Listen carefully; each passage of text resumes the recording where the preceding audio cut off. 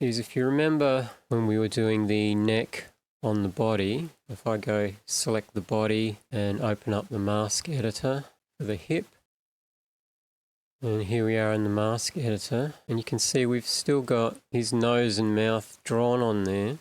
It's not critical that we change this, but there is the slight chance that in some motions that we add to this character when we're animating it, there's a slight chance that you might actually be able to see that he's got an extra mouth or an extra chin, particularly behind the chin that forms a part of the morph-based head. So what we're going to do is take this sprite out into our graphics editor, because there's no way to change this inside Cartoon Animator, and just make this look a little bit better and look more like he's just got a neck and not an extra face and nose. So I'll close down the mask editor first, and before I export this into my graphics editor, I'll just show you where to go if you haven't linked a graphics editor to Cartoon Animator just yet. We'll have to get out of the composer, and then we have to go into the edit menu and go into preferences down the bottom here.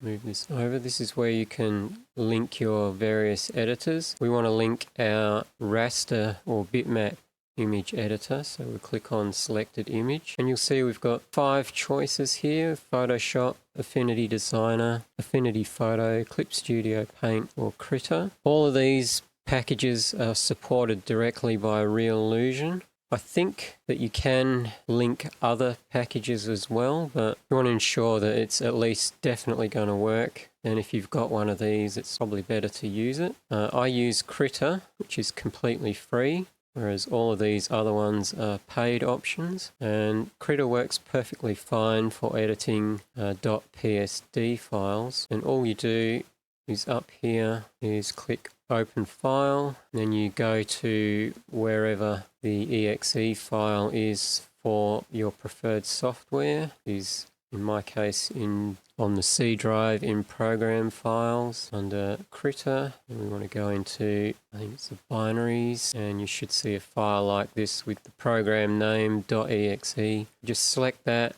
hit open, and you'll be good to go. I'm not going to do that because I've already done this step, so I'm going to just cancel out of this. I just have the launch settings as transparent PNGs. I'm not 100% sure why you'd want your PNGs to have a separate mask, but that option's there if you need it. I don't. I'm perfectly fine with just transparent PNGs. So cancel out of that. We'll select our actor. Go back into the composer. Now once we're in the composer, there's 2 ways we can launch into our graphics editor.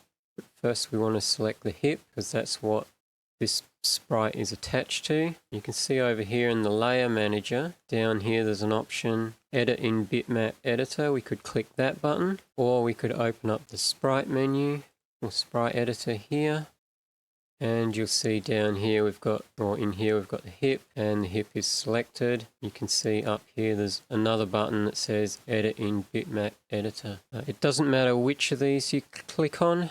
Either of them, they do the same thing. All they'll do is take this body sprite and open it up in your graphics editor. Generally, when you do this, it should link Cartoon Animator to your graphics editor, and any changes that you make in your graphics editor and subsequently save should be updated in Cartoon Animator. But if that doesn't happen, and if that doesn't happen for me here, I'll show you how to get around that in this particular situation. So I'm going to click this button here, edit in bitmap editor, and that'll open up Krita for me.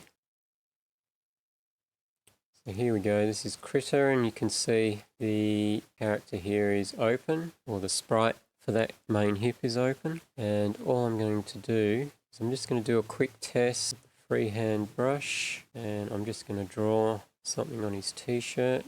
Oops, edit, undo, put the eraser on. We'll quickly draw on his t-shirt, and then hit the save button to see if this is linked or not.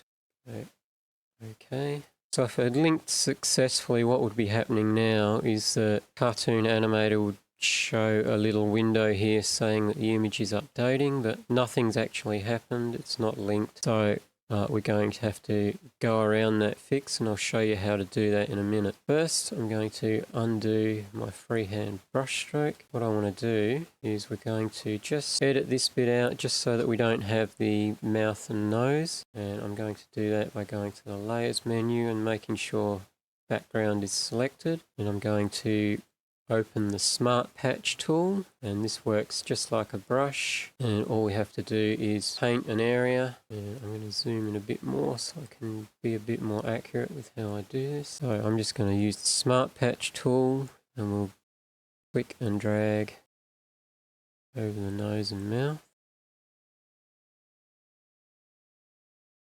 Not too bad. Don't really need to worry about up here, it's not going to be seen, but just fade that out anyway. And then I'm just going to do a slight run over the chin here, see if we can get rid of the chin line. Not too bad, and we'll just fix it up. Go into the presets and use the blender blur tool down here to change over to the brush tool. Just blur this out a bit.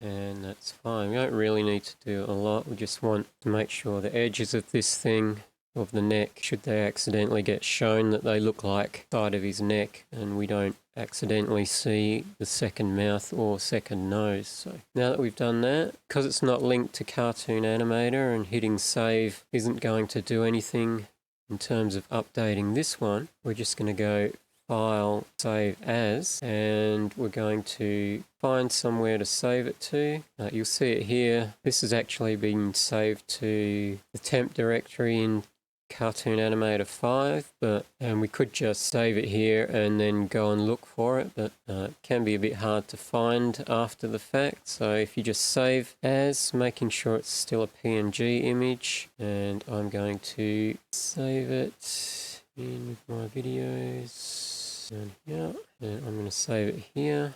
Save and replace that one. Go OK. Just remember to check that it's still a PNG file. Now that we've done that, I can close this down. Take this off here altogether. Don't need it anymore. Close it down. And now what we're going to do is in the Sprite editor, we make sure we've got hip selected here, and you'll see we've got the option again that we used before, replace current element. We're going to click that and locate our hip sprite that we just edited. Use that one just there for me and go open. And again, if it's you get this message, just say no to it unless you said yes to it previously, but otherwise say no. And that should import our newly updated hip, and it should keep the position, scale and sizing that it already had, so we don't need to do anything else. So if I now close out of that, then I'll just zoom in on the character's face, and I'll just show you by doing edit pose up here. I click on the head, make sure we've got the selection tool going, click on the head and move it out of the way. See, that's now our updated sprite. I'm just going to undo that. And you'll see, we do preview, that's all right. Go into the body and do a preview. That's all okay as well.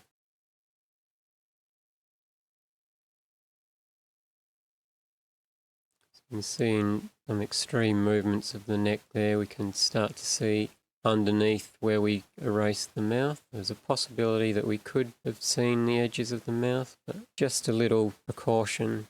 It's not essential that you do those steps. So that's our character completely finished. We'll get out of the composer, and one final thing you might like to do is change the actual character name in the scene menu here. We can just do by double clicking on it. You see it's just called Human Dummy F. If you want to give that a name, you can just double click on it and call it Male D3 PSD Demo, do _F for front facing, and we'll zoom in on the character a little bit. He's in the center of our blue rectangle here. And we'll save him to our custom folder. Make sure it's selected. Click the overwrite button. Go OK. Now that we've done that, we should be good to go. We're ready to start animating the character.